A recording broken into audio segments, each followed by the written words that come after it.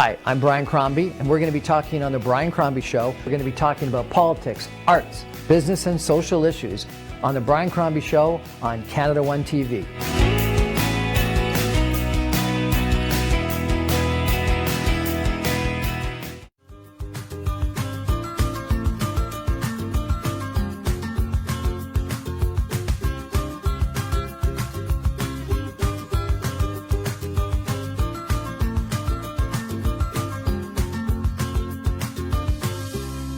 Good evening, everyone, and welcome to the Brian Crombie Show on Canada One TV.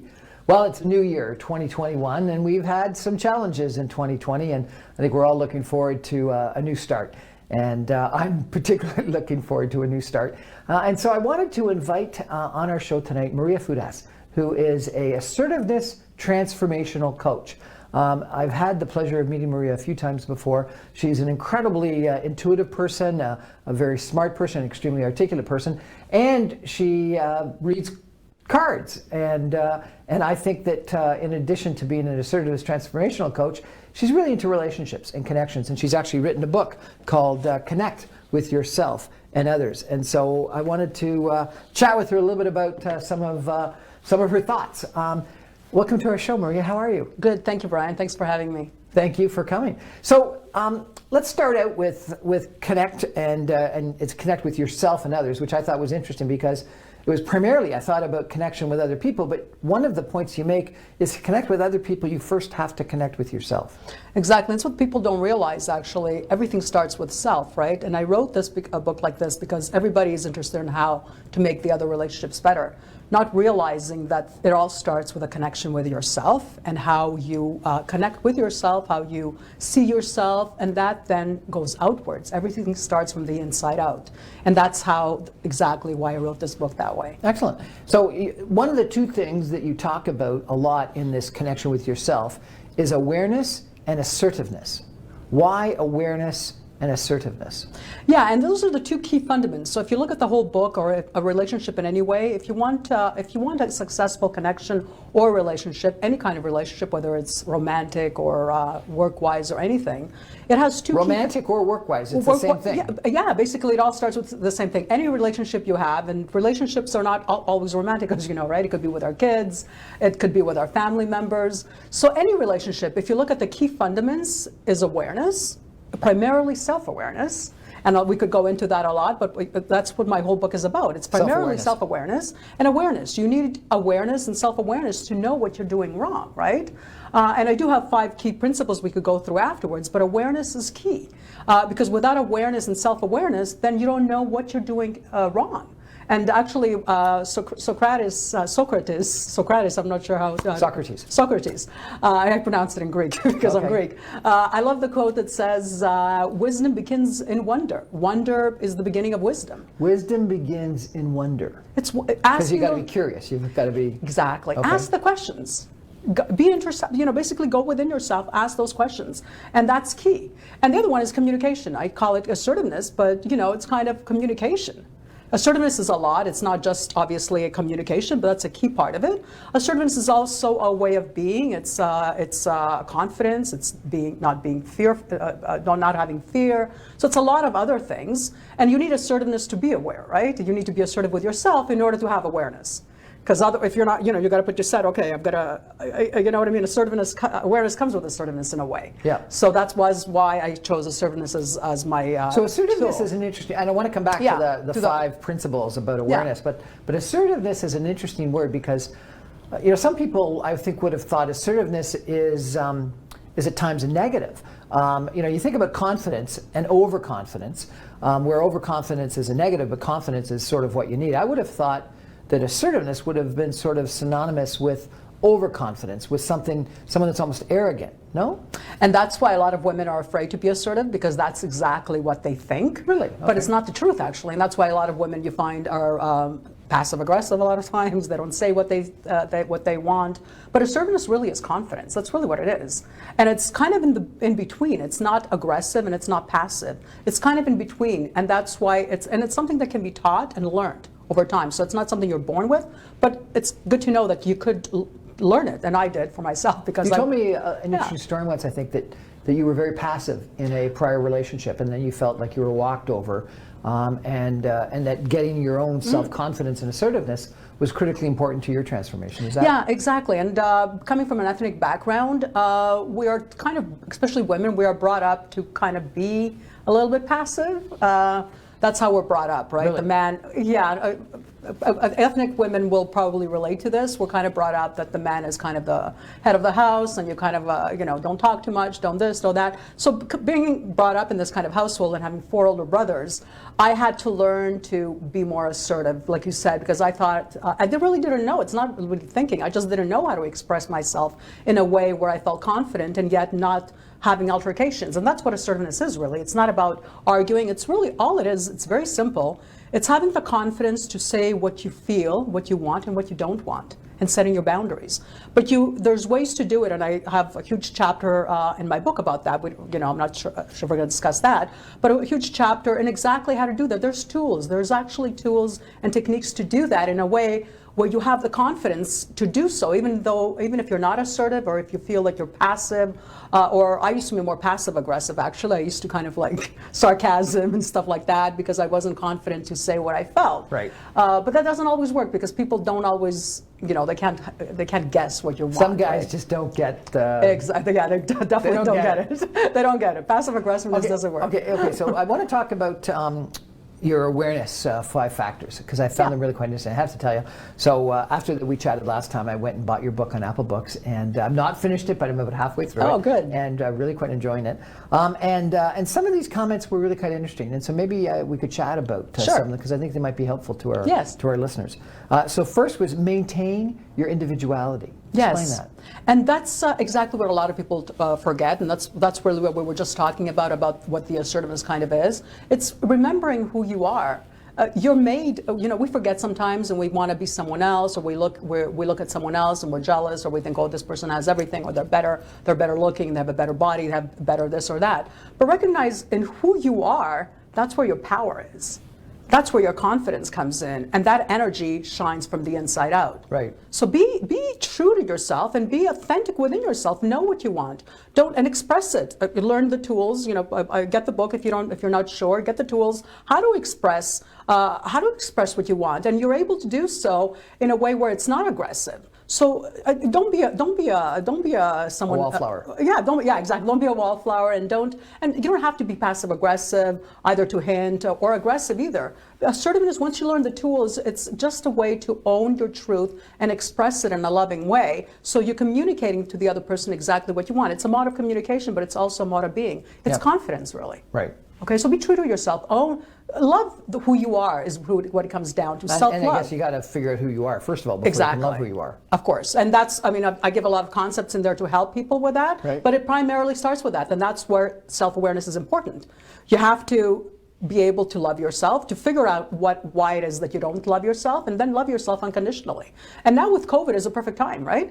With the restrictions that we're having, it's a perfect time for everybody to get to know themselves a lot better. Exactly. They're sort of stuck with themselves a lot more than usual. Yeah, so take the time now to kind of go within yourself a little bit, and like Socrates said, go into wonder. Ask those questions to yourself. Remember, the answers are always in the questions. And that's why Socrates said that. The answers are all in the questions? What do you mean by that? They're always in the questions. Once you ask the question, then you'll get the answer. If you don't ask, and that's where that quote really comes from, wisdom begins in wonder, because once you ask the question for myself, why do I have problems, or why are men a challenge for me? Once you ask the question, then if you're honest with yourself, and that's the first principle we're talking about, be honest with yourself and say, what is it?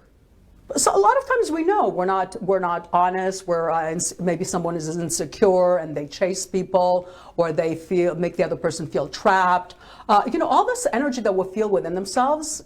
We think we're smart. We think we're bright. A lot of people. A lot of people could have big egos. They might think they're very attractive. But your energy shows. You can only fool someone for so long. After that, your energy will show in your actions, your reactions. What do you mean by your energy will show? Your energy, first of all, we're vibrational beings, so our energy just vibrates from, just by seeing someone, first of all, you'll see what kind of person they are, and you'll see whether they're confident, arrogant. The energy will kind of, it's almost like an invisible energy that you feel. Right. It's felt. So when you feel someone, sometimes you feel there might be two women in a room. One might be, the bombshell that you're thinking, and then there might be another one that's maybe not so, in the eyes of, the way people view people now, maybe not as attractive, let's say. But then once you start talking to them, you'll recognize that might be the more attractive one. Just like men, it's not always the best looking one, it's the more charming one, right? The more charming one. Yeah, the one knows how to carry himself. So here you heard it. Don't worry about the looks, be charming. Exactly, and that's what people don't realize. They worry about looks, or they worry about, if they're, or, even in bed, whether they're good in bed, or this or that, or their finances. You know what, it matters because it's a big picture, bigger picture kind of thing. But really, at the end of the day, it's how you feel about yourself, and it's your internal energy. So how you feel about yourself, your internal energy, that's the first factor. Yes. We're going to take a break and come back more with Maria Fudas, a assertiveness transformational coach, in just a minute. Stay with us.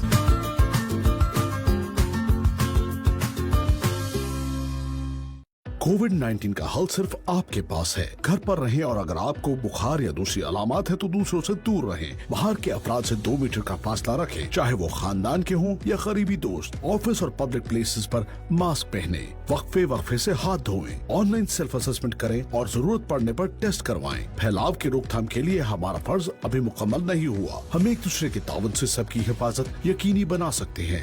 मजीद जानने के लिए ontario.ca/coronavirus पर visit कीजिए। घर खरीदने का इरादा हो तो सबसे बड़ा मसला मॉर्गेज की अप्रूवल, मगर अब ये मसला नहीं रहा, क्योंकि हमारे साथ हैं mortgage advisor Moin Ahmed. Mortgage approval सिर्फ एक कॉल के फासले पर। कॉल कीजिए 416-666-1563 और $3,000 कैश हासिल करें। Some conditions apply. कॉल कीजिए 416-666-1563। Mortgage advisor Moin Ahmed. Buying or selling a residential or commercial property is one of the biggest financial decisions most people will make in their life. The real estate lawyers at Alam Law Chambers will guide you through the complete real estate laws to ensure your transaction completes on time and your dreams come true. Reliable and affordable. Alam Law. Was your family or business prepared for this financial crisis? Want to learn how I prepare my clients with the essential financial planning pyramid for any financial crisis come their way? Hello, this is Zahid Sayed from Arooj Financial. For your complimentary Zoom or Skype meeting, call my office at 905-624-0008 or visit aroojfinancial.com. Are you looking for a different type of realtor? Meet Sohail Khan, broker owner of Century 21 Innovative Realty Inc. You don't need to know a lot about real estate, but you do need to know Sohail Khan, who knows a whole lot about real estate. He knows contracts, negotiations, research, he knows the market, and he really knows the area. When it comes to real estate buying or selling, Sohail Khan is a know-it-all. Get to know Sohail Khan. 416-822-0305 or at sohailkhan.ca. Experience excellence.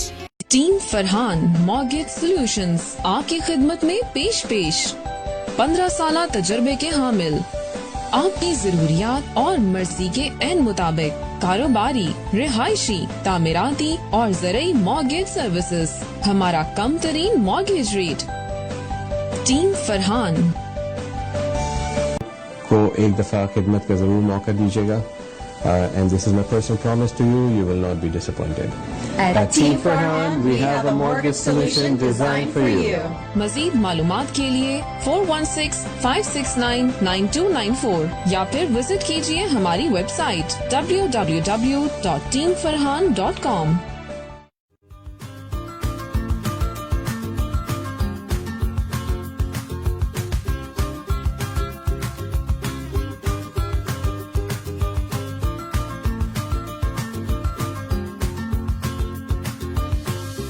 Welcome back to the Brian Crombie Show on Canada One TV. We're having a really interesting chat, I think, for sort of the New Year's, because it's actually New Year's, it's a new moon, it's a new month in the United States. Hopefully it's going to be a new administration, lots of new starts. And some of us, me included, sort of are looking forward to a new start. So I wanted to invite Maria Fudas, who's an assertiveness transformational coach, onto the show. And she's talking through the 5 factors of how we become more self-aware. And factor number 1 was maintain your individuality, which we've just chatted about. And Maria, number 2 is honor and respect yourself and the other person. What do you mean by that? Yeah, and that's talks for itself. Basically, it's you have to have self-respect, and you've got to treat the other person the way you want to be treated, and you've got to have respect for the other person and communicate in a loving way. And that's what where the second fundament, just to go back, is the most important is communication. You have to communicate. You have to communicate. Communicate with the other person. And set those boundaries that you talked about. Yes, and do it respectfully. 3, consciously love in a way that the other person feels free.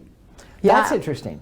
Yes, and a lot of people, they're like, oh, wouldn't it be great to feel free in a relationship? And a lot of people, feel controlled or hemmed in or captured. In fact, I had someone tell me about you feel like a bird, and maybe in a bird in a golden cage, but you're trapped like a bird in a cage. Exactly, and that's exactly, you explained the whole factor for that. Nobody likes to feel manipulated, nobody likes to feel as if they're taken advantage, and nobody likes to really be told what to do.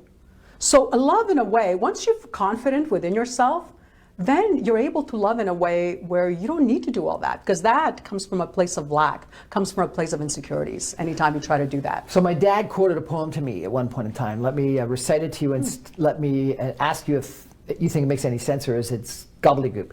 He said, if you love something, set it free. If it comes back, it's yours. If it doesn't, it never was. Exactly. That's exactly what that kind of, it's beautiful. That's exactly what it means, really. Yeah.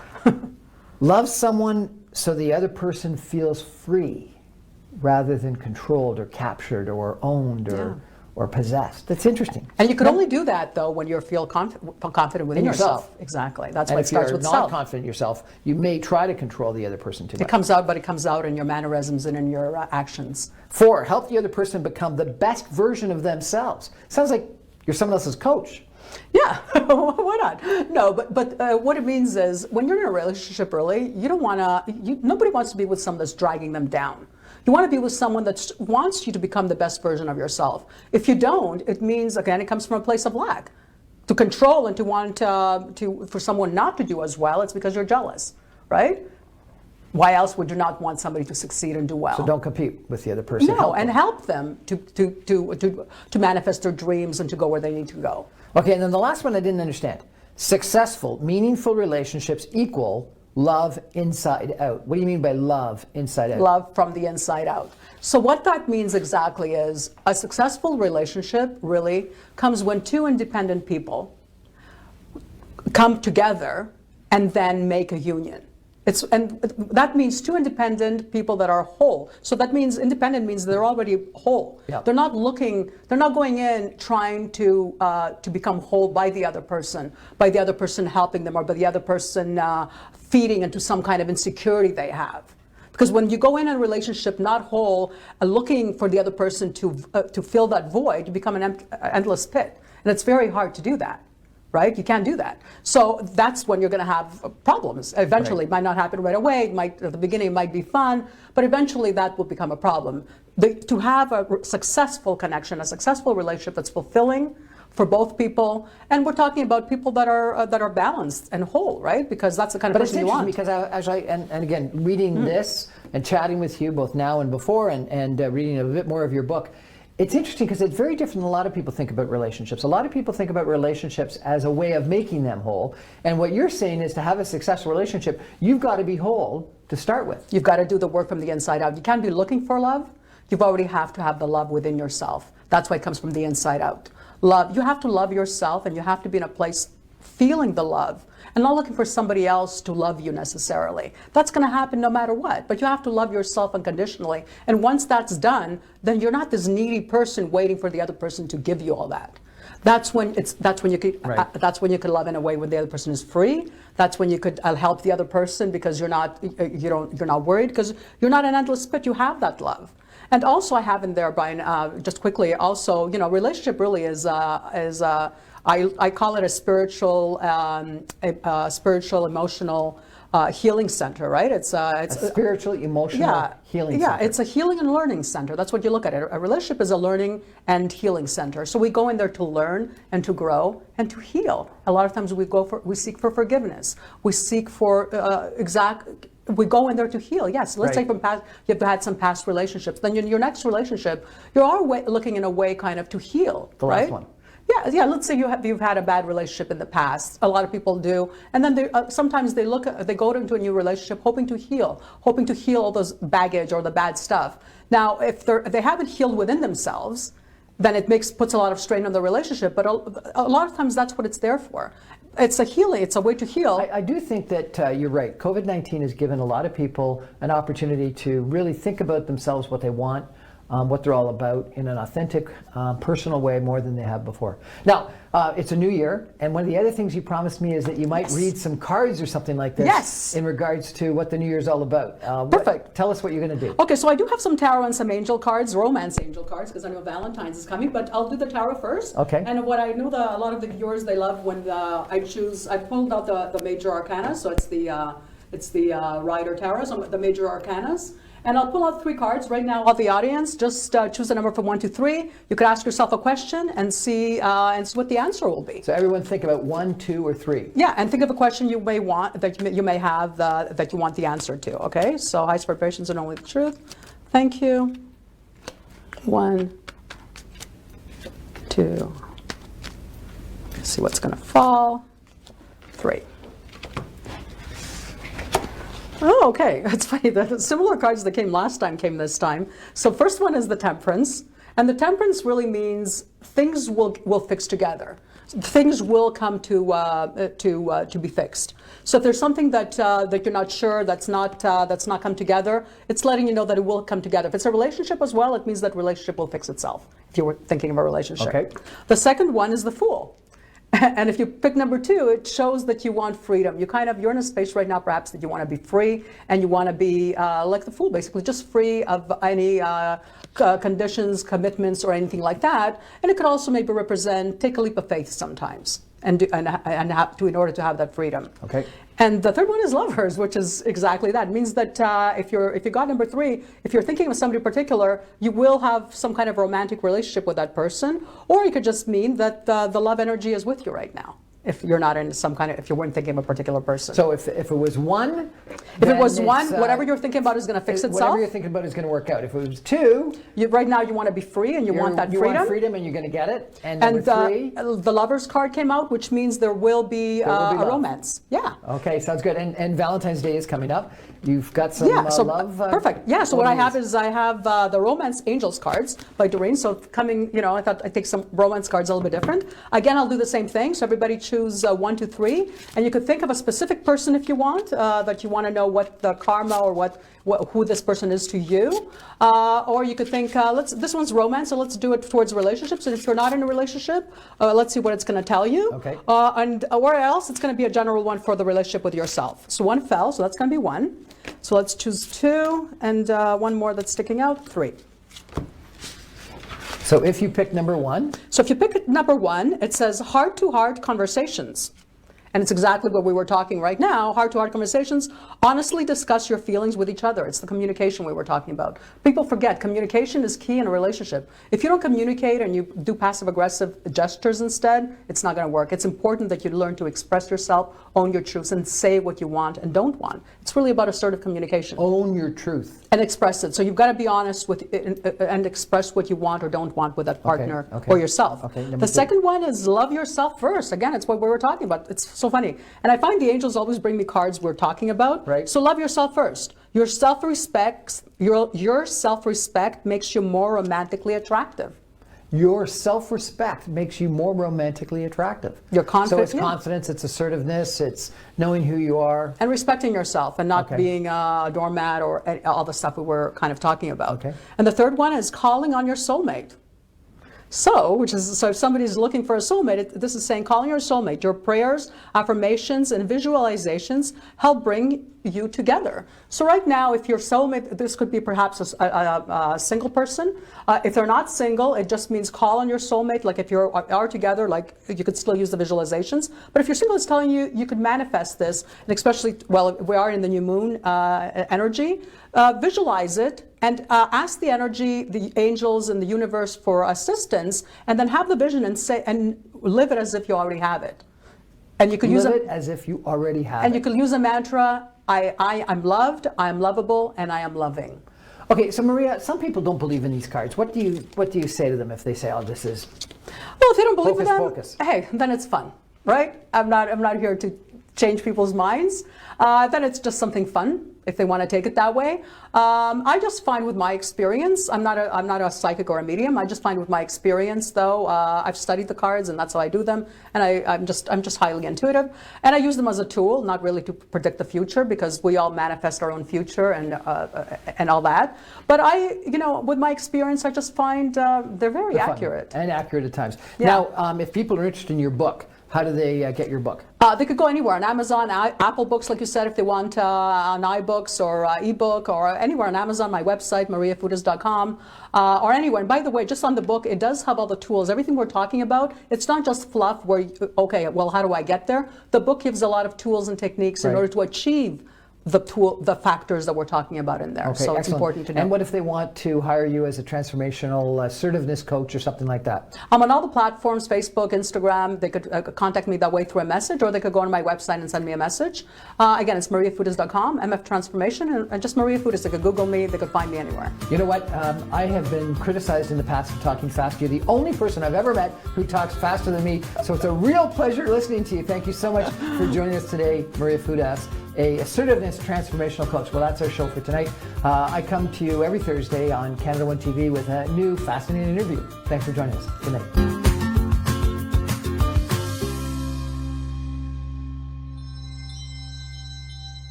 Ted Rogers was a visionary of his time. After founding Rogers Communications, he knew his next success would happen here in downtown Mississauga. Mississauga is Canada's 6th largest city. Businesses are growing. New jobs are being created. The stage is now set for something incredible. M-City, a new groundbreaking condominium community. M-City is in the heart of Mississauga, with its residents at the center of it all. For fashion and entertainment, Square One is at your doorstep. With local grocery stores and farmers markets close by.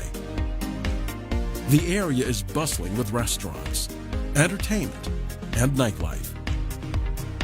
M-City is also central to Mississauga's arts and cultural scene. Celebration Square, the City Center, and Living Arts Center are places residents can enjoy major community events. M-City has over 2 acres of parkland that connect to the John Budd Cleary Park and Korea Park. Sheridan College's Hazel McCallion campus and the U of T's Mississauga campus are close by.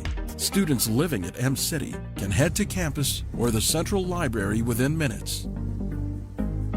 Getting virtually anywhere is simple with easy access transit in every direction. M-City's 10-tower community faces Burnhamthorpe Road, one of the city's major thoroughfares. Now, the ideal picture for modern and sustainable living. M-City is the future-ready condo community that has it all together. Something Ted Rogers envisioned when he bought the land over 50 years ago.